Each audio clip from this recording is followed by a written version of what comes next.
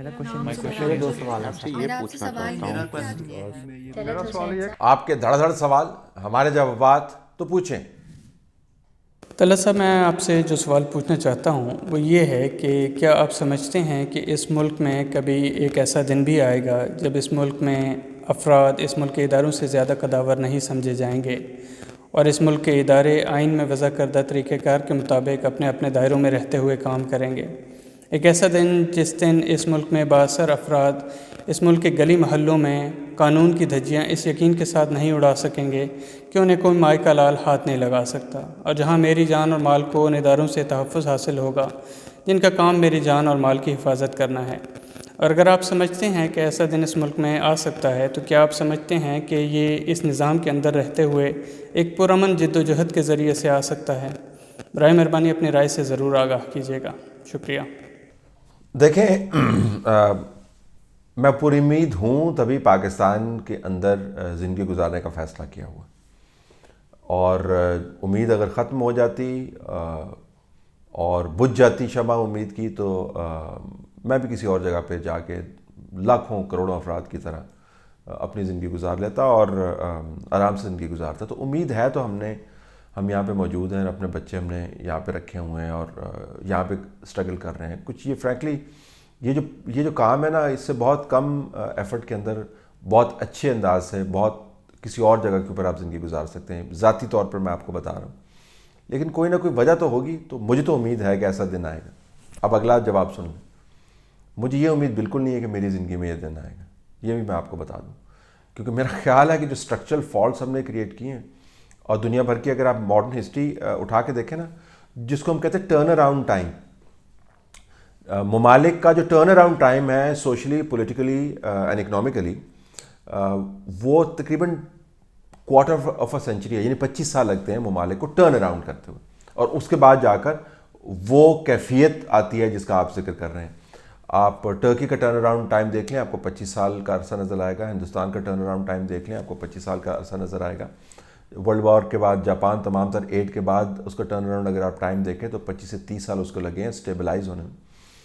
اگر آپ چائنا کو اٹھا کے دیکھیں تو 25 سے 30 سال جو ہیں انہوں نے کام کیا. 25 سے 30 سال انہوں نے انسٹیٹیوشنز بنائے، اور 25 سے 30 سال میں انہوں نے ڈومینیٹ کیا. تو 25-30 ایئرس کا آپ کو ایک ٹائم فریم لگتا ہے. لیکن 25-30 ایئرس، یہ کوارٹر آف اے سینچری کا ٹائم اس وقت شروع ہوتا ہے جب آپ نے تہیہ کر لیا کہ آج سے ہم نے کام ٹھیک کرنا ہے.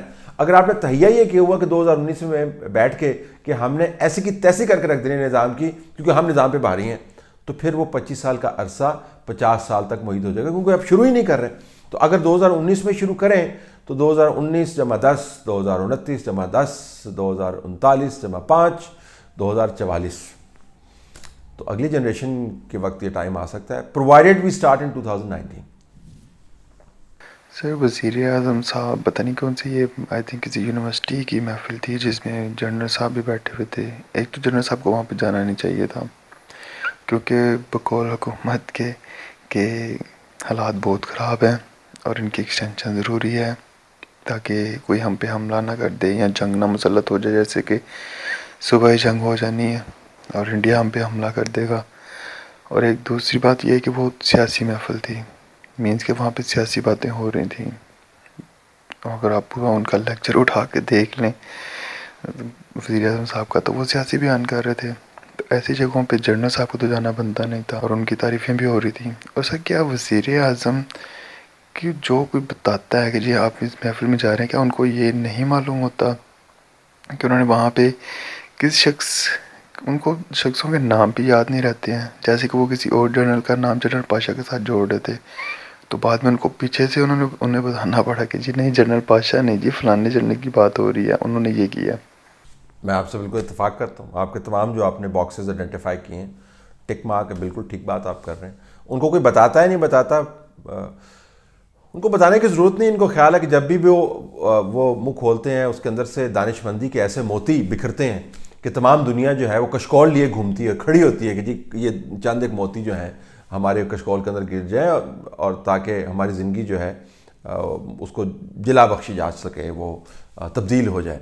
تو جو افراد اس زوم میں مبتلا ہیں کہ ان کو دنیا کے ہر معاملے کا پتہ ہے اور کسی کی گائیڈنس کی ضرورت نہیں ہے تو وہ ظاہر ہے ایسی باتیں کریں گے. اور پھر میرے خیال میں ایج بھی فیکٹر ہے, دوسرے معاملات بھی ہیں. یہ ریٹینشن کا آپ نے ذکر کیا, اس کے دو ہی طریقے ہیں. اگر if you have a feeding memory اور ایج ڈز ٹیک اے ٹال, آپ چیزیں سامنے لکھ لیں لیکن لکھی ہوئی چیزوں کو پھر پڑھنا پڑتا ہے, تو اس کے اندر بھی ہو سکتا ہے مسائل ہوں. لیکن یہ ایشو یقیناً ہے اور اس کی بنیاد یہ ہے کہ مجھے خیال ہے کہ ان کو کسی گائیڈنس کی ضرورت نہیں ہے.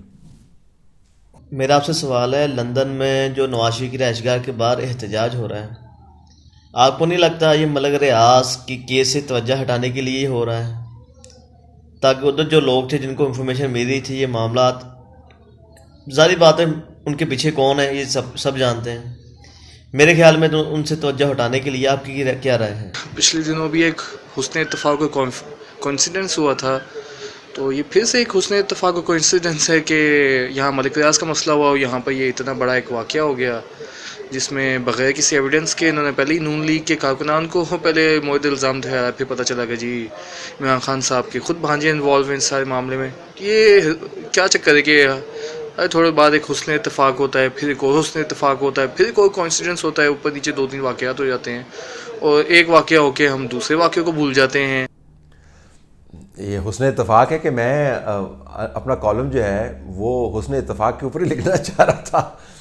حسن اتفاق ہو جاتا ہے, ظاہر میں نے اور آپ نے کو بات تھوڑی کی تھی, آپ نے سوال کسی اور کو بھیجا, میرا خیال کچھ اور تھا. تو حسن اتفاق کی جو تاریخ ہے پاکستان میں بڑی بھاری بھرکم تاریخ ہے, تو ہمیں حسن اتفاق کی جتنی بھی تعریف کریں کم ہے. وہ پاکستان کے اندر تمام معاملات حسن اتفاق ہی طے کرتے ہیں. میرے پاس معلومات, میں حسن اتفاق کے ساتھ ڈیل نہیں کرتا انفارچونیٹلی, میں معلومات کا ڈیل کرتا ہوں, تو میرے پاس کوئی ایسی معلومات نہیں ہے جس سے میں یہ آپ کو بتا سکوں کہ واقعتاً یہ حسن اتفاق تھا یا اس کے پیچھے کوئی بڑا سوچ بچار موجود تھی. So I can't really comment on it, لیکن یہ حسن اتفاق یقیناً ہے کہ میں حسن اتفاق کے اوپر کالم کرنا چاہ رہا تھا.